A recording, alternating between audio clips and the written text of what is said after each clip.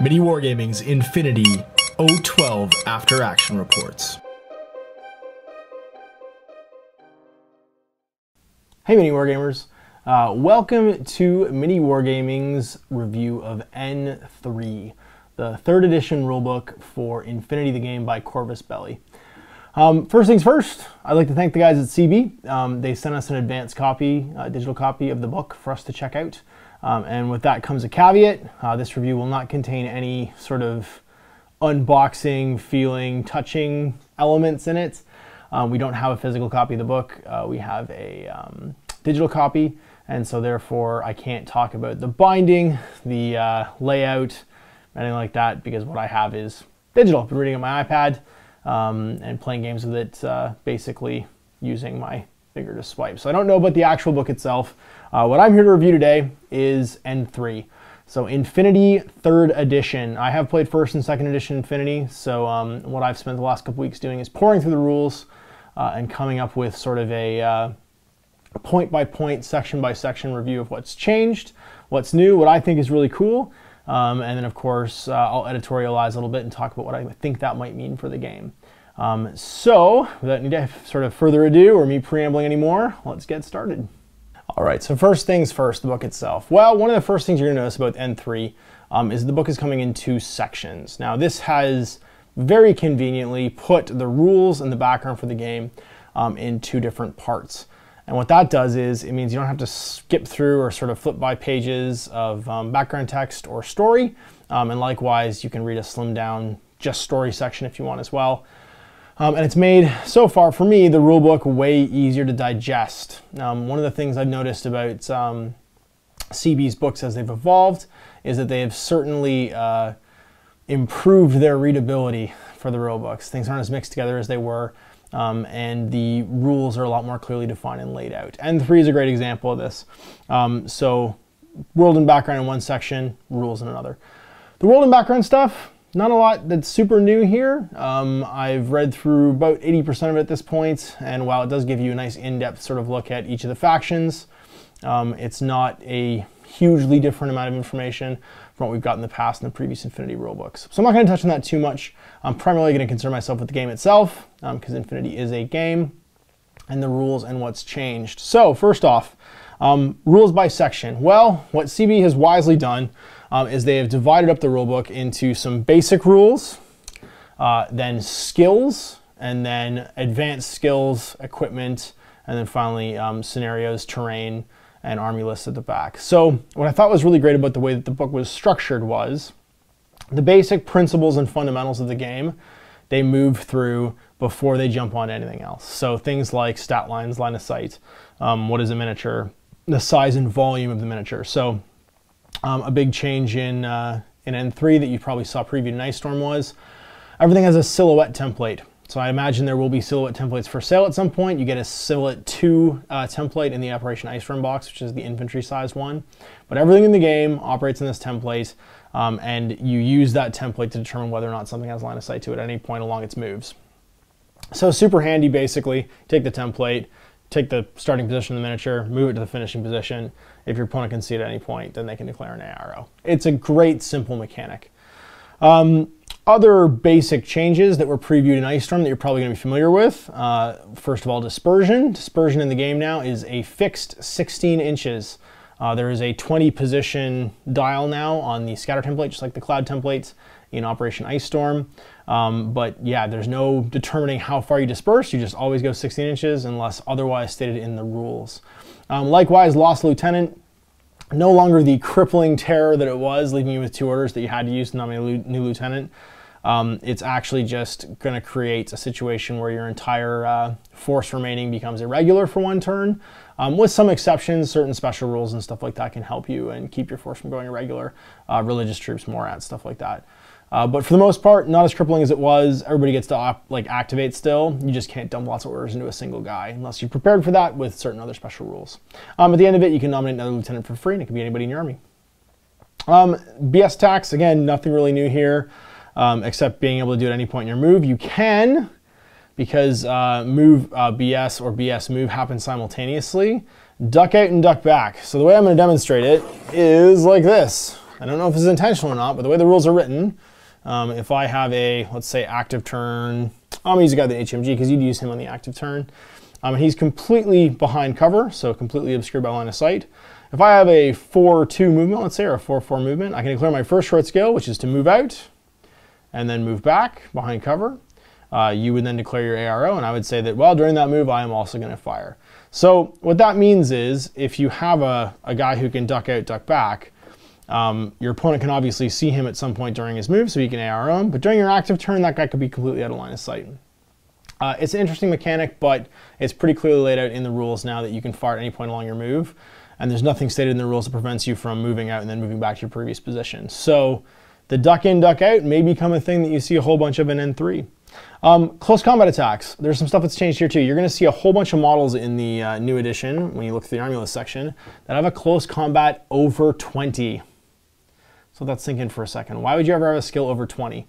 Well, simply put, if you have a skill over 20, you take anything over 20 and you add it to your dice roll, and any rolls that are over 20 are automatically criticals. So that is huge. It means basically, unless your opponent rolls higher than you and cancels whatever you roll, you never miss. So if it was a normal roll for close combat, you just auto hit because you can always roll less than 20. Your close combat guy gets a bonus to his roll, so he's always going to roll a little bit higher than what he actually rolled based on how far it is. So I think, for instance, St. Joan now has a close combat of 23. That means she's rolling a d20 for her close combat attacks, adding 3 to it, and if she rolls a 17 or higher, she's criticaling. Pretty huge. So there's some basics in the close combat attacks. Attacks and face-to-face rolls, they've had all their natures flattened. So again, this was talked about by CB a little bit in their sort of like convention touring this summer, and it's also been talked about a whole bunch in Operation Ice Storm. You can never have a modifier that's higher than 12 or less than 12. And if a stat's ever reduced below 1, then it's an automatic failure.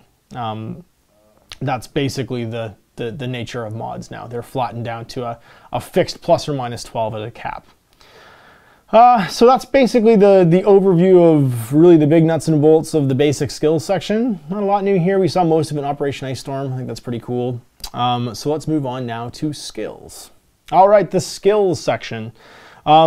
So there are some different classifications of skills here, and then when you get to the back section of the book and you see the sort of glossary in the quick reference section, you'll see skills that are classified by how much of your order they take. So they could be short skills, they could be automatic skills, things that just take place no matter what you do. They could be entire order skills. There's no such thing as a long skill now. They're called entire order skills, and those are all color coded. I think black is automatic, green is short, red is entire order, and then yellow skills are ARO only. So the things you only do in ARO. So dodges, for instance, are ARO only now. They only happen in ARO, so yay, they're yellow. So we're gonna go through the skills here and just talk about what's different, all right? So climbing, oh, the bane of my existence. If anyone watched my game against Adam from Greenleaf Terrain, they know that I hate climbing rolls because I lost an entire Link team of Fusiliers to them once. But yeah, climbing, no roll, yay! You can just automatically climb your first movement value during a turn. You can hang off of something if you need to go further, but climbing is just an automatic success now, there's no PH roll. But it's a long skill. So if you are climbing, you're just climbing your first movement value. Climbing plus will allow you to climb both of your movement values put together, or to climb your first movement value as a short skill, which is super handy because it means you could climb and then shoot, climb and then close combat, climb and whatever. Jump and super jump work much the same way. Alert, here's a very handy ARO warning. It works like the warning ability. Warning is something that you can do now if you get shot. You can do it in ARO. If you are shot and survive, but couldn't turn around because he was outside your zone of control, you can automatically alert everybody in your zone of control. And in addition to you spinning around, they can spin around too, which is very handy. Discover, it's now once per turn per model, so not once per order. This is pretty interesting. So if you try and discover somebody and you fail, for the rest of that, the rest of that turn, basically, that player's turn, you can't keep discovering that guy. So that means it's, if you miss him, you miss him. It's not just once per order. If he keeps moving through your zone, that guy can't discover him anymore. He's decided there's nobody there. It's fascinating. Dodge. So heavy infantry, no more dodge penalty. That means that awesome PH that you have for being heavy infantry is actually worthwhile, and you'll see some other skills like Kinematica that make that even better. Remotes can dodge and bikes can dodge at a -3 of the roll, and tags are -6. It means that dodging in a close combat as well is now possible. You move 2 inches, and guys can either shoot you with ARO later on or try and re-engage. Templates can be dodged normally now, which is huge, and templates with no line of fire, like Spec Fire, can be dodged at -3 pH. So no more just raining grenades over walls at people, or me sitting back with my Squallow and just firing heavy grenade launchers at people without them getting to dodge. They can dodge, it's just a penalty. So dodging, significantly improved. You're going to see a lot more models with pH go up in value, or high pH go up in value, because they're far better at reacting, and the 2-inch move you get every time you dodge, which can be increased with certain skills, can get you downrange if you want to. Engage, it's a reactive skill like dodge, but it lets you move 2 inches into close combat. So if somebody's within 2 inches of you and decides to shoot you or something like that, you could engage. So it's a dodge skill, but it lets you engage that guy in close combat, which means now all he can do is close combat you. So once things are getting mixed up close, it could be handy. Intuitive attack, it's a willpower roll with no modifiers now. So if you want to attempt a intuitive attack, you just can. It's just a willpower check to do it. But the weapon has to be classified as one able to do an intuitive attack. Jump can be vertical, so down as well as horizontal now. It's a little more clean in the rules. And there's no roll if it's inside your first movement distance. So if the distance you're jumping, either across or down, is just your basic move, your first move skill, then there's no pH roll required, which is great because it means you can hop gaps. So this guy could hop a 4-inch gap as a long skill, but not, so let's say this canister is right here. He could hop this 4-inch gap, boo-boo, as a long skill without having to make any kind of pH roll. Because those were terrifying and killed my poor Fusiliers. Reset lets you avoid hacks or cancel immobilized 1 as a short skill. So you can try and reset if you've been hacked or something or somehow immobilized. Basically like reboot your power armor, reboot your tag, whatever. But only works against immobilization 1. Mobilization 2, you gotta be an engineer to get them out of it. What else? Suppressive fire. Okay, massively changed. No longer a column template that goes at shooting out. It's just a state. What it does is it replaces your burst value and range stats on your weapon, and it has to be a weapon capable of doing sustained fire with a new set of bands. I believe you're +3 at 8 inches, you're 0 up to 16, and you're -3 at 24. And your burst 3, all your other stats for your weapons stay the same. So you could have burst 3 and ARO at a short range. Played a couple games with it, and one of the things we noticed was it is amazing for setting ambushes or for using for your last skill for a model. So that trick I just showed you with Senior Tank Hunter here, if he wants to zip out, zip back, zip out, zip back, zip out, zip back, he can. And then as his last skill, he could nominate himself to sustain fire, meaning if somebody comes around the corner, he's just spraying and praying, burst 3, +3 to hit at short range, and all that great stuff. Suppressive fire, hugely useful now. I think you're going to find you can use it your final order quite often. So that is basic skills and the skills that I thought that were worth talking about and that changed. Special skills, we'll talk about in a second. All right, so the basic skills are skills that anybody can do. Now, advanced skills, you usually have to have that skill for it to be the case that you can do it. These are the extra skills you have in your profile. So the first one's called Advanced Command. This gives you an extra command point. What's a command point, do I hear you say? We're going to talk about that later. But suffice it to say, each player, each game has a small pool of command points that they can use to perform special actions and basically monkey with the game turn. Having an extra command point, going up to 5 instead of 4, which is the standard, could be huge. Very few models I've seen so far have advanced command, but I'm sure there's some out there. Advanced deployments. So advanced deployments, parachutist is slightly better. You still have to choose a segment pre-game, but no rules required for it. AD infiltration is the same. Neither can deploy in the enemy's deployment zone. Inferior and combat jump are much the same with their pH rolls, so -3 for inferior. And the change in dispersion, so always being 16 inches, is a big deal here. Level 5 allows you to place a failed model in your deployment zone anywhere the template will fit, as opposed to having to go on your board edge. So normally right now, if you fail or you scatter off during advanced deployment, if you're doing combat jump, you have to just go on your board edge, so you get placed on your friendly deployment zone edge. The other one, the level 5 one, lets you place the template anywhere it'll fit and then go on. So you're a little bit further up the board if you fail with him.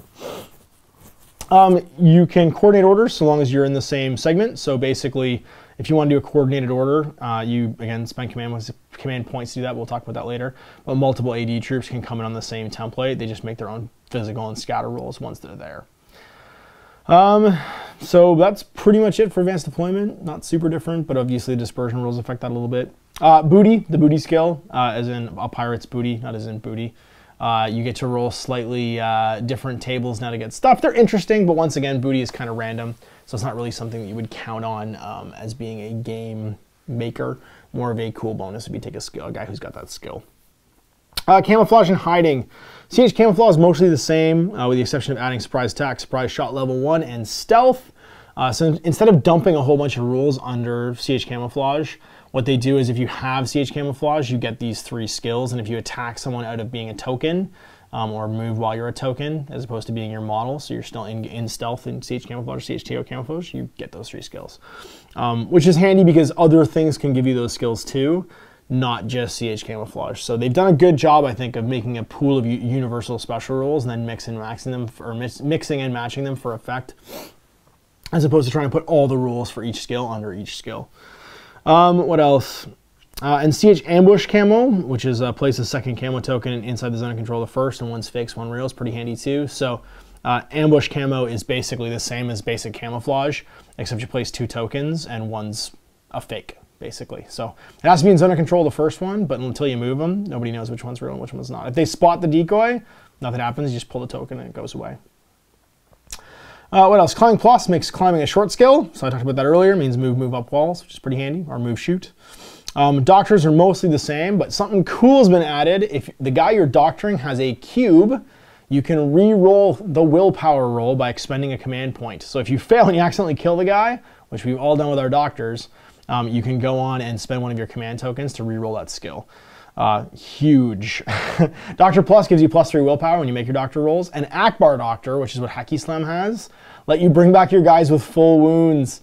So if you have a 3-wound model or a 2-wound model who sometimes goes unconscious, when you revive those guys, they come back with all their wounds. Madness. Those doctors are great. Engineer, it's a willpower roll for +1 structure. If you fail, you get -1 structure instead. So just like with doctors, it can go downhill. You can keep testing until the guy's back up to full structure. So you can keep repairing basically until the guy goes back to full. Unlike wounded models, typically with doctors, you can't get them back except for with 1 wound unless you're an Akbar Doctor. And just like with the doctors, you can re-roll that willpower roll by spending a CP if the model you're using has remote presence. So if you're trying to put together a full robot, not something that's piloted or manned, you get to do that re-roll by spending a command point, which is super handy. Engineer Decharge lets them detonate them anywhere, from anywhere basically, or any other friendly decharge on the table. So your engineer, he's got a decharge detonator, and if someone else plants a decharge, he can detonate them safely without generating an ARO. So like, let's say you dropped a decharge and then dashed and somebody could see you and it'd be dangerous for you to pop the button yourself. He can pop the button and it'll blow up. Executive order. If you got a guy in your army list that has executive order and you decide to take him, he's your lieutenant, no choice. He just goes, I'm in charge. So your opponent's obviously going to know who your lieutenant is. It's typically really powerful models that have it. But yeah, executive order, that guy just takes control of your army no matter what you do. Forward deployment adds 4 inches to your deployment zone for that model. So if somebody has forward deployment, they get 4 inches of deployment. Forward observer, pretty much the same as before, but burst 2. That's right, burst 2. You get to make 2 rolls to spot your target, which I think is pretty cool. So if you're doing it face-to-face with somebody, you get double the chance of doing it. It makes forward observing a little bit easier and more likely to happen. What else?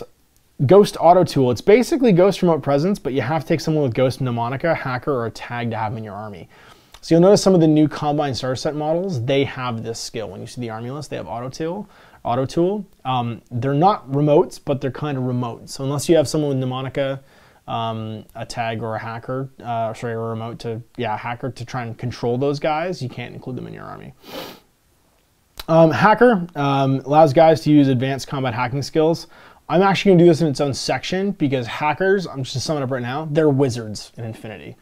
They do so much more stuff now than they used to do. So hacking is going to get its own section. It's in the advanced rule section. I'll talk about it later. There's a new skill called heavyweight. Basically means these models can't use narrow gates. So when you define what a narrow gate is, basically that's a gate probably anywhere under 2 inches wide. A dude can't go through it. So yeah, you're stuck on the other side.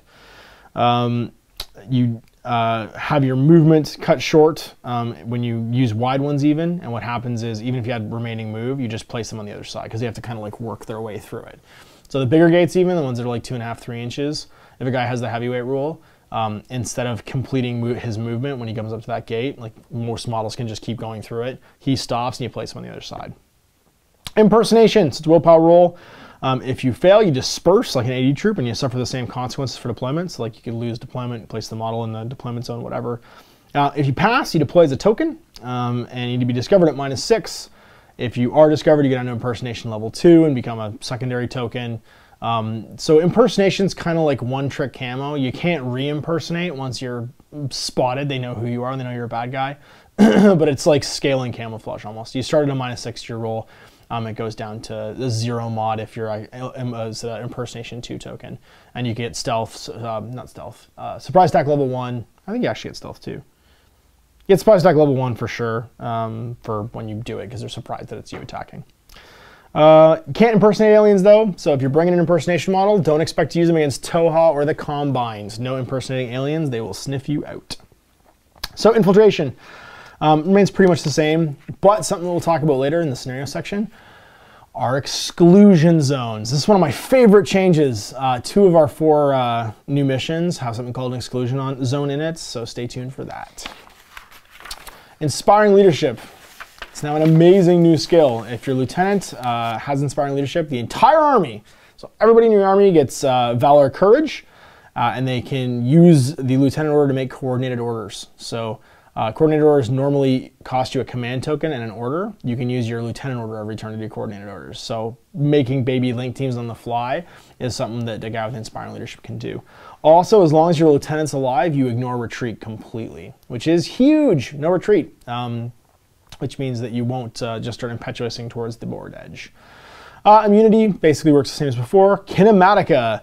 This is introduced in Ice Storm. If you have Kinematica level 1, you add 1 inch to all your dodge rolls. Level 2, you add 2 inches to all your dodge rolls. That can be huge. Kinematica level 2 guys, especially heavy infantry, dodging towards you 4 inches every time you shoot at them, makes those melee heavy infantry a lot more dangerous, especially those ones with templates, chain rifles, heavy flamers, whatever. New Manned has been added to all tags that aren't remote presence, and this allows pilots to dismount from their tags or be dismounted from their tags. Remember when I talked about hacking devices? Yeah, you're gonna see that happen now. So if you don't have a tag pilot model for your tag, go buy one, because someone's gonna force you to use them. So glad that all of my tags in Pan-Oceania don't have pilots, but I'm gonna have to find a Guja pilot because I'm gonna pay my Guja at some point. Marksmanship, this is a really cool skill. At level 1, it allows you to add shock in addition to all your other ammo traits. So actually these, where is he? I think my little Spetsnaz, my Ariadne Spetsnaz guy, he's around the corner over here. He's got marksmanship level 1. That means that in addition to having a sniper rifle, an AP sniper rifle, he's got shock ammo. It's pretty cool. It means that if you're a 1 wound model and you take a wound from shock ammunition, you go straight to dead. No unconscious, you're just and you're toast. If you have level 2, you can reduce your burst to ignore the you ignore the partial cover penalty automatically. So level 2 marksmanship, just no cover penalties for shooting. And you can trade your burst down to 1 to gain +6 to your ballistic skill. That's huge. Some hackers even allow you to give this skill to remotes. There's a hacking ability that lets you give marksmanship level 2 to remote, which can be crazy for like one-shotting guys with HMG total reaction remotes. Mechanized deployment, basically the same as before. Everybody with the skill though has to deploy in zone of control of at least 1 model with this skill. So that's one thing with mechanized deployment now, is if you've got a bunch of guys with it, they can't just peel mill around the table. You pick one guy and everybody has to be in zone of control of him, because it's assumed that whatever dropped him off is nearby to there. Metachemistry, again, just like Booty, it's fun, but it's kind of random. You get a random bonus on a table. Morat gives you veteran level 1 and the ability, in addition to being a religious troop, which is pretty cool. So we'll talk about that when we get there. Multi-trains pretty much as before, but you don't have to have it specified. You can choose which one you have if you just have the multi-train skill. If you have terrain or multi-train blah type though, you're stuck with that type. Non-hackable, it's pretty much what it sounds like. Can't be hacked. All my Ariadne heavy infantry have non-hackable. Yes, pretty sweet. Paramedics get unlimited medkits now, so just use as many as you want. Pilots let folks dismount from their vehicles or tags, sometimes involuntarily, just like the manned special skill. So if you have the pilot ability, it means that you are the guy that goes inside that manned tag. Regenerate allows a model to recover a wound with a PH rule. If they fail, they take a wound. Also, they're immune to shock automatically, so regenerating models never have to worry about shock stuff. Religious Troop never make guts rolls, but they can take a guts test to go to cover and won't voluntarily leave the table or suffer from retreat. So they basically have reverse gut tests. They automatically pass ones that they want to pass, but they can choose to make a guts test, so roll into their willpower to take cover instead. So basically, you have to test to see if they're smart or not now, and actually go to cover when you don't want them, or when you want them to. And they won't voluntarily leave the table or suffer retreat ever, just like normal. Sat lock is a new thing. It allows a model to target a model that has FO and a sensor. If they're in sensor, but they put target on the model, and if the model is CH marker, they automatically discover it as well. So sat lock's a pretty cool skill. Some hackers can do sat locks as well, but a model with sat lock can just sense and mark a target, basically, just like they're a forward observer. Sensor allows for a willpower +6 discover to everything inside zone of control, as well as a flat +6 to that discover roll. You can also make a sensor triangulated fire attack at anything with a flat BS of -3, suffering no other modifiers at all, which is pretty cool. That's a secondary skill that sensors have now. Shavisti works basically the same as it used to. Sixth Sense allows ignoring of negative mods for no line of fire, surprise attack, 0 viz, or template attacks originating in your zone of control. So level 2 is the same as level 1, but you can do it against models outside your zone of control too. So if somebody was to template attack you and not be in line of fire, so you're turned around, but is in your zone of control, you don't suffer like the dodge penalty, dodge that template or something like that. If you're level 2, you can do it guys outside your zone of control too, which is huge. You got like eyes in the back of your head and somebody's shooting you across the table, you can spin around and dodge or whatever. Strategos works basically the same as previous, but allows you to confer Lieutenant Order to a normal order at level 1, which is pretty cool. Super Jump makes jump a short skill and allows you to do it up. So previous or in the current version of jump, you can go flat across, or you can go down diagonally up to your first movement skill without needing any kind of roll. Super Jump lets you go up as well. You can also, if you have Super Jump, combine, because it lets you treat jump as a short skill, you can still treat it like a long skill to combine both your movement stats and do it. So you've got Antipode Assault Packs now, super jumping 12 inches. So just camo markers, super jumping 12 inches diagonally up on top of buildings. It's going to be bananas. What else? Surprise Shot level 1 means that when you attack from a camo marker state, you apply a blanket -3 to arrows back at you, which is pretty cool. It's basically what the previous, what was it, TO, it was a normal roll before. You can actually react to it now, but it's at -3. So no more getting to go first if you're a camo marker. Terrain and total reaction are basically the same as before. Transmutation as much as before. You lose when you transform. Valor is basically identical through courage, dogged, and a no wound incapacitation. And then veterans are always regular through retreat and lost lieutenants. And level 2 gives you 6th Sense level 2 and no wound incapacitation, which is pretty great. So that's the special skills and basically what's changed there. All right, now the next skill section in the rulebook is the close combat special skills. They're all optional and can be used or not, but they have a table to show the mods for each skill and various participants. Assault, it's an entire order, and it's move plus close combat, but you get both move values. You suffer -3 to hit though. So Assault's pretty cool if somebody has that skill. They can potentially move 8 inches and then make a close combat roll, but it's at minuses to hit. Berserk, much the same, +6 close combat, but everything's normal rolls. So only +6 now, but still kind of the same. Martial Arts is a table. You can pick anything below the level you have. So at level 5, you could pick levels 4, 3, 2, or 1 and apply any of those modifiers. So you can kind of mix and match when you're in a different situation. Level 5 allows you to always attack everyone you're engaged with and has a sweet -6 defense modifier. So the burst of your close combat weapon becomes everybody engaging you. So if you have like 6 guys on you and you're level 5 martial arts, you get 6 burst close combat attacks. Something worth noting too is all your close combat weapons have a burst value now. Most of them are burst 1, but it could be changed through skills like that. Scavenger, this is a close combat special skill, allows you to loot unconscious bodies for anything that isn't non-lootable. You can only hold 1 looted at a time. There you go. Merry Christmas. Now I have a machine gun. Ho, ho, ho. Stealth lets you make a short move or a cautious movement to get into base-to-base with a model in its zone of control without generating an ARO. So if you get there, you can make a close combat attack with surprise attack. That's pretty handy. It means, though, that you need to be really mindful of the facing of the models. So if I am a camo token and I've got stealth level 1, whether I'm TO or normal camo, I can do the stealth, the short move skills and cautious movement to get in behind you, and you can't react. So even though I'm in your zone of control, if I'm in that state and I have stealth, no AROs unless you can see me. Surprise attack, it's a nice -6 mod back if you're close combating somebody from a marker state. So it's like surprise shot, modifier's a little bit better, and it combines with that stealth skill. So once you're in close combat, you get -6 attack back, which is pretty huge. And no Natural Born Warrior. It's gone. So unless it's in a different rulebook later on, Natural Born Warrior is a dead skill. So that's it for close combat skills. We're going to talk about the advanced rules now. All right, so as we move towards the advanced rules section, there's the weapons and equipment section. I'm actually not going to go through that all. There's some new stuff here, but most of it we've seen either in Operation Ice Storm or through the various sort of like convention spoilers that the guys have been doing as they go around. Range bands have been altered, some rules have been cleaned up. As I said earlier, close combat weapons all have a burst value now. Shotguns are amazing at close range, and bands all feel more like the weapons they represent. So, sniper weapons, not good up close. HMGs, not good up close. Shotguns, really good up close. Pistols, actually worth using now. You might have a heavy machine gun, but if you're 8 inches away, you're -3 to hit. That burst of 4 isn't necessarily as good as pulling your pistol out and being at +3.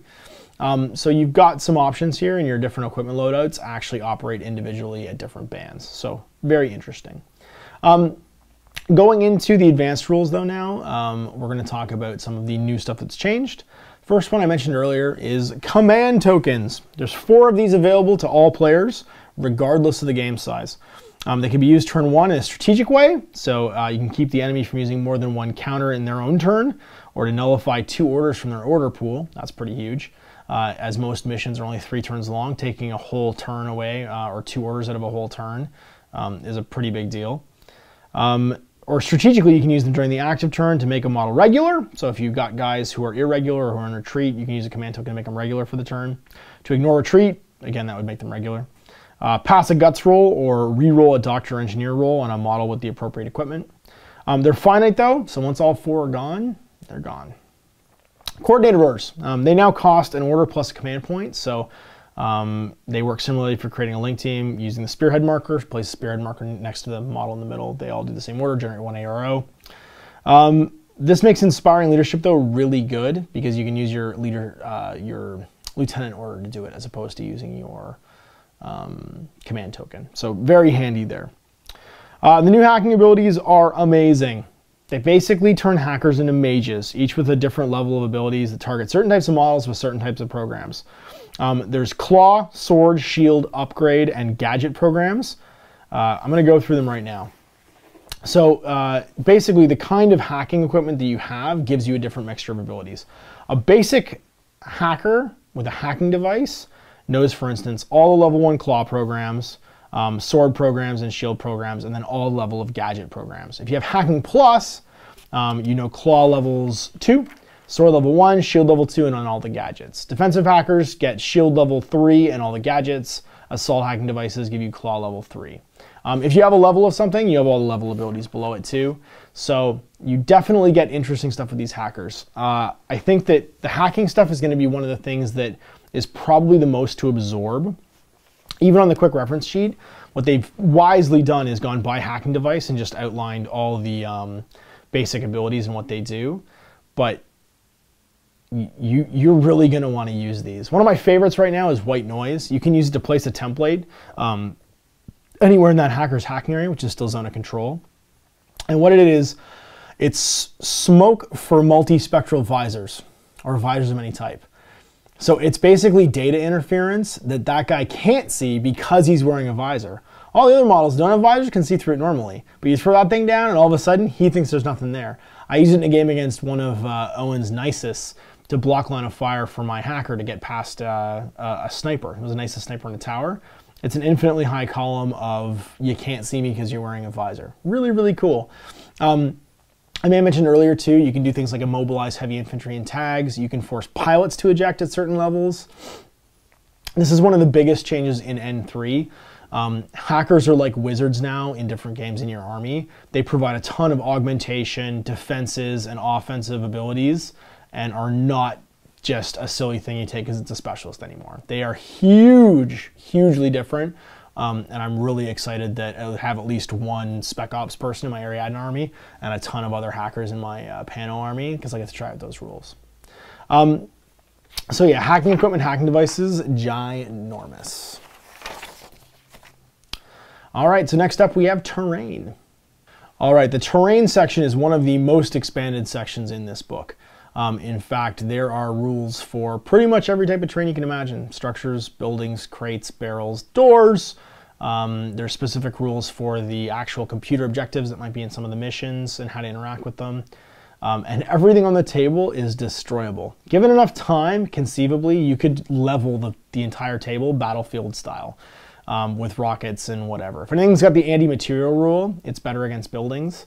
Or anti-material setting, it's better against buildings because it's designed to destroy material.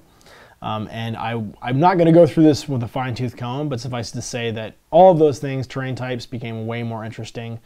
And really, the rules for area terrain as well are much better laid out. So if you have a template of forests, a template of water, rushes, snow fields, rock fields, whatever, there's a lot better and cleaner rule system for handling that kind of stuff, what their visibility zone is like, saturation zones and how bullets go through them or come back at them, and just generally how they work in the game. So not just rules for crates, buildings, and towers, but also rules for some general stuff. There's dropship rules as well in case a scenario needs to use a dropship, and I'm pretty sure there's a couple companies making a cool dropship model. So you should enjoy that. If you have an advanced terrain collection, and you're excited about doing things that actually interact with terrain or doing some of the campaign Paradiso stuff with some more advanced rules, this section is definitely for you. Appendixes, there's a handy appendix for the states of all the tokens. I'm just going to talk about that now. Basically, if you're in a state such as unconscious, wounded, whatever, there's a glossary of all of those tokens, what those tokens look like, and what their effects are. I'm not going to go through that because it's pretty much unchanged from previous. If you're wounded, you're wounded. If you're unconscious, you're unconscious. If you're immobilized, you're immobilized. But yeah, that section is handy because it goes through pictorially and just describes the game states of all the models. All right, in the next section we have playing the game. So playing the game, setting up the table. There's some basic guidelines. It's interesting that they felt, just like before, to put in some guidelines for how to deploy scenery. Some guidelines on how many scenery pieces should be used and where they should be placed. I think one of the things that's definitely the most interesting about Infinity is it's a game as good as the table you play it on a lot of the time. There's a lot of debate about what the right amount of scenery is. The European meta tends to use less scenery than North American meta. I've played both ways and kind of like both because they present different unique challenges, so I'm not really going to take a stance on that. But at the end of the day, everyone knows that you can't play this game without scenery, and you need to have some to make it playable. So there are some basic guidelines for setting that up. Next up, scenarios. All right, scenarios. This might be my favorite part of the entire book. Taking a page from the ITS system, the scenario setup and guidelines are fantastic. It's going to look really familiar to anyone who has played the ITS tournament packs. There is a set of classified objectives that are much the same as the current ones. On top of that, you have a deck for dealing them out that is probably going to be released as an accessory because it's referenced in the book. So as opposed to just using the D20s and rolling on a table, there might also be a deck of cards for dealing them out that might provide new classified objectives too, I don't know, but that's something that's referenced in the rules. Finally as well, there is a new type of classified objective, which is for high value targets. We finally have a thing to do with all of our cool, kind of can't use them in our armies miniatures that we got in the Dire Foes packs and in various blisters. My little O12 official miniature is going to get a job. He's going to be my high value target. High value targets are like classified objectives, but you always are trying to do something to your opponent's high value target. Whenever you are using the high value target rules, you take your high value target and you place them anywhere in your half of the table, not within 4 inches of your deployment zone. And that's an enemy objective to go do. So not only do you have to complete your objectives, your classified objectives, you might also have to defend your high value target from the enemy trying to do stuff to them too. So an interesting new layer of complexity in missions. High value target rules are optional, probably because they require models, but I can see lots of people using them just because I think they're super cool and fairly cinematic. So now there are 4 missions in the rulebook. Count them, 4. Unlike second edition, which basically just had a simple annihilation mission in it, there are 4 very, very cool missions in this book, and I'm going to go through them one at a time. The first one is Annihilation. It is kind of the classic scenario. You're trying to conserve your points for the guys while destroying your enemy's points for the guys. You get to basically have 3 turns to do so. There is no retreat used in the game at all, so neither side is ever going to go into retreat. You're just going to play all 3 turns, never suffer in retreat. At the end of the game, if you've got, I think it's more than 75 points of your opponent's army killed, it's worth 1 objective point. If you've got more than 150, it's worth 2. And if you have more than 225 or 250, no, more than 250, it's worth 3. There's also 2 classified objectives in play in the mission. So fairly meat and potatoes, but definitely a nice variation on the classic mission. 12-inch deployment zones, usual scenery deployment. Mission 2, the Armory. It's basically a domination mission, but with an 8x8-inch building in the middle of the table. Requires special scenery and 2 panoplies that you can pull weapons out of. Basically, they're weapons caches that are inside that building as well. CPs are generated on the round by dominating the room, and at the end of turn 3 as well. So you get 2 classified objectives on top of that, and there's a 16-inch exclusion zone. This is one of my favorite things about this new mission set, is the exclusion zone cannot be infiltrated into, AD'd into, or hidden deployed into. Hooray! No more 11th hour hackers sitting next to deployment or next to objectives, going and grabbing them on turn 3 that weren't deployed the entire game. That's a huge change to the game, because it means that even if you are hidden deployed and infiltrating, you're going to have to be away from those central objectives during at least the deployment part of the game, and reveal yourself if you're going to try and go for them. So yeah, kind of cool. Mission number 3 is called Supremacy, and it's a combination of quadrant control and antennas from the old ITS. There's a 4-inch no man's land. Sorry, there's 4 no man's land quadrants that have to be dominated on the table, each with a console that specialists can gain CP from over the 3 turns. And there's 1 classified objective as well. So it's basically quadrant control. There's 4 different quadrants, and you can dominate those quadrants, and you can also get stuff out of the 3 consoles. Mission 4, it's kind of crazy, this one. It's the Nimbus Zone. There's a 16-inch exclusion zone that's also a Nimbus Zone.